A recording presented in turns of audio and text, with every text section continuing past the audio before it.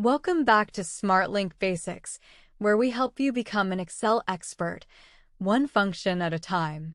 In today's video, we'll be diving into one of the most powerful and commonly used functions in Excel, the if function. The if function allows you to make logical comparisons between a value and what you expect. So, essentially, an if statement can have two results. The first result is if your comparison is true, and the second is if your comparison is false. Let's start with the basics of the if function. The syntax for the if function is simple and looks like this: equals if, logical underscore test, value underscore if underscore true, value underscore if underscore false. Here's a breakdown. The logical test is the condition you want to test. The value if true is the result you want if the condition is true. The value if false is the result you want if the condition is false. Let's look at a practical business example. Suppose we have a list of sales representatives and their quarterly sales, and we want to determine if each sales rep has met their sales target. We'll use a target of $10,000. Here's our table. Column A has the sales rep names, and column B has their quarterly sales. We want to add a third column, column C, that will display target met if the sales rep sales are $10,000 or above, and target not met if it is below $10,000.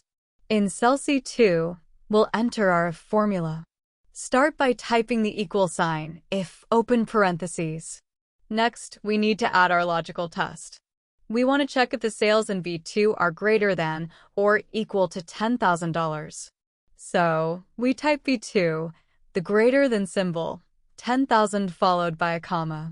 Then, we add the value if true. If the sales are $10,000 or higher, we want to display target met. So, we type target met in quotation marks followed by a comma. Finally, we add the value if false. If the sales are below $10,000, we want to display target not met. So, we type target not met in quotation marks followed by a close parentheses. The complete formula in cell C2 should look like this: equals if B2 equals 10,000, target met, target not met. Press enter, and you'll see target met or target not met based on the sales in B2. Now, drag the fill handle down from the corner of cell C2 to apply this formula to the other cells in column C. And there you have it. We've successfully used the if function to determine if each sales representative has met their target.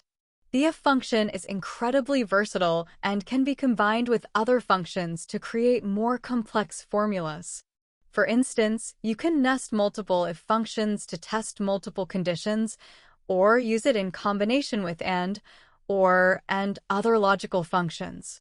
That's it for today's tutorial on the if function in Excel. We hope this tutorial helps you master Excel. Please subscribe to our YouTube channel, SmartLink Basics, for more tutorials and tips.